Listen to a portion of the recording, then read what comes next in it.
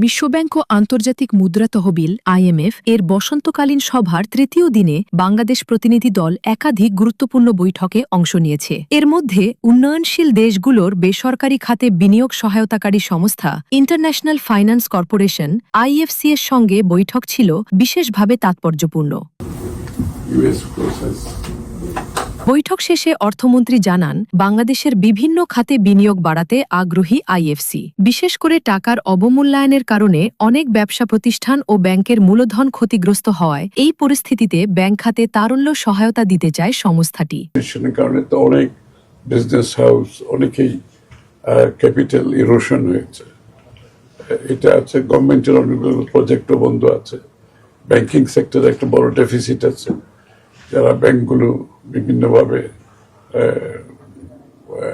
তাদের capital adequacy প্রশ্নবিদ্ধ হয়েছে।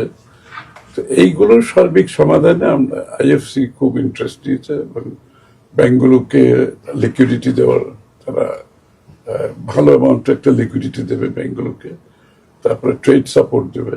তিনি আরও বলেন, IFC ব্যাংকগুলোর আর্থিক অবস্থা মূল্যায়ন করে যেসব ব্যাংকে মূলধন ঘাটতি রয়েছে সেখানে বিনিয়োগ করবে। এতে দুর্বল ব্যাংকগুলো পুনরুদ্ধারের সুযোগ পাবে। ভবিষ্যতে এসব ব্যাংক লাভজনক হলে IFC তাদের শেয়ার বিক্রি করে বেরিয়ে যাবে, যা দেশের আর্থিক খাতকে আরও স্থিতিশীল ও শক্তিশালী করবে।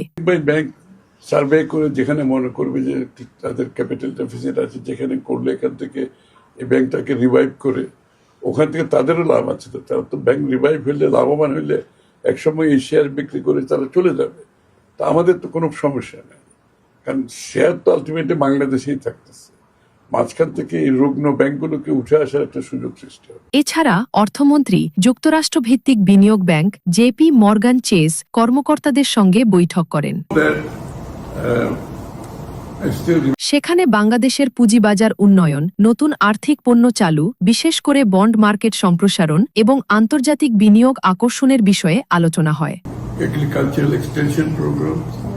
তিনি জানান, JP মর্গানের মতো বৈশ্বিক প্রতিষ্ঠানের সম্পৃক্ততা বাংলাদেশের পুঁজিবাজারে ইতিবাচক সংকেত দেবে এবং ভবিষ্যতে যৌথ বিনিয়োগের নতুন সুযোগ তৈরি হবে।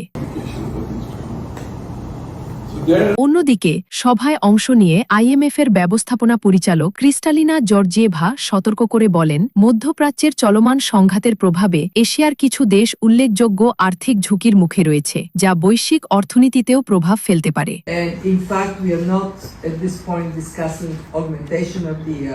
ডেস্ক রিপোর্ট, দৈনিক অর্থনীতি।